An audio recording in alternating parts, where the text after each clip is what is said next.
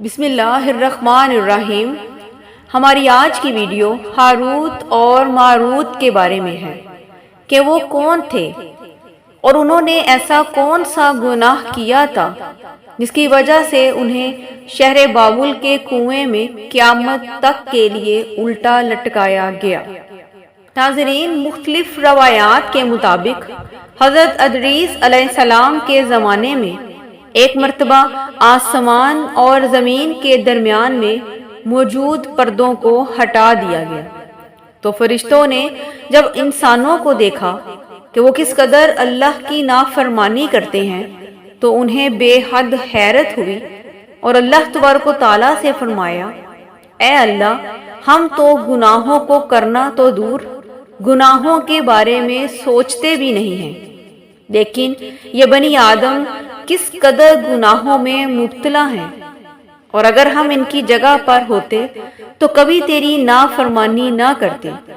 یہ سن کر اللہ رب العزت نے ارشاد فرمایا کہ انسانوں کو غصہ اور شہوت دی گئی ہے، اگر یہ دونوں چیزیں تم لوگوں میں ہوتی تو تم لوگ بھی انسانوں کی طرح مختلف گناہوں میں مبتلا ہو جاتے۔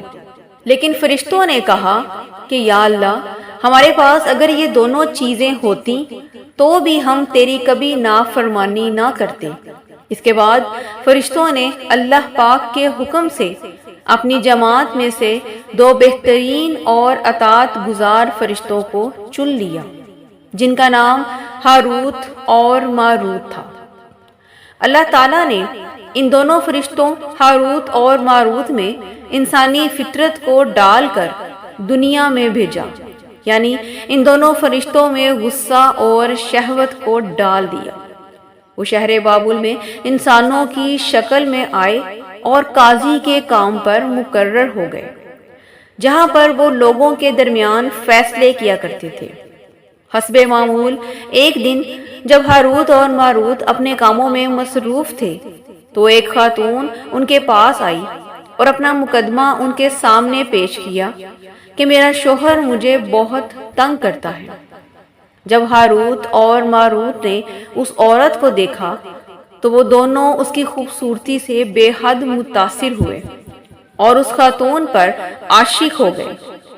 پھر ایک دن ان دونوں نے اس عورت کے قریب آنے کی کوشش کی تو اس عورت نے کہا کہ اگر تم لوگ میرا ساتھ چاہتے ہو تو تم دونوں کو میری کچھ شرائط پوری کرنا پڑیں گی۔ وہ دونوں جھٹ سے بولے کہ تمہاری شرائط کیا ہیں؟ تو اس عورت نے کہا کہ میں تم لوگوں کی یہ خواہش تب پوری کروں گی جب تم بت پرستی کرو گے، شراب نوشی کرو گے اور میرے خاوند کو قتل کر دو گے۔ ہاروت اور ماروت نے شراب نوشی کو صغیرہ گناہ سمجھ کر پی لیا اور نشے کی حالت میں مزید دو اور کبیرہ گناہ کر بیٹھے۔ جب یہ تمام واقعہ پیش آ گیا تو اللہ پاک نے ایک بار پھر زمین اور آسمان کے درمیانی پردے کو ہٹا دیا اور فرشتوں نے آسمان سے یہ سارا منظر دیکھا۔ وہ سب کے سب حیران رہ گئے کہ یہ کیسے ہو گیا اور اللہ تعالیٰ سے توبہ کرنے لگے۔ جب ہاروت اور ماروت کے حواس باختہ ہوئے تو اس عورت جس کا نام زہرا تھا ان سے پوچھتی ہے کہ تم لوگ ایک ہی لمحے میں آسمان پر غائب ہو جاتے ہو، پھر دوسرے ہی لمحے زمین پر آ جاتے ہو، تو تم لوگ یہ کیسے کرتے ہو؟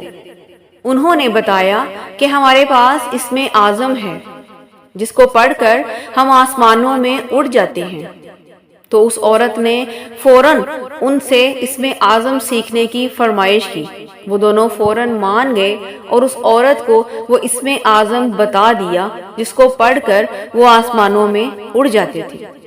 جیسے ہی وہ تینوں آسمان کی طرف اڑے تو زہرا کو تو پہلے آسمان نے اپنی طرف کھینچ لیا اور ہاروت اور ماروت کے پر کاٹ لی گئے اور ان کو زمین پر پھینک دیا گیا۔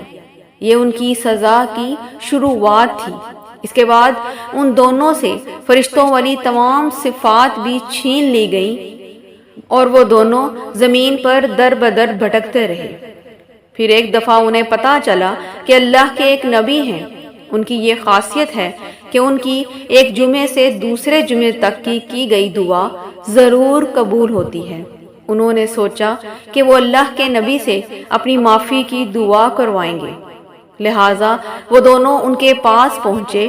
اللہ کے نبی نے ان دونوں کے لیے اللہ سے درخواست کی، جس کا یہ جواب ملا کہ سزا انہیں ضرور ملے گی، چاہے وہ دنیا میں لے لیں یا آخرت میں۔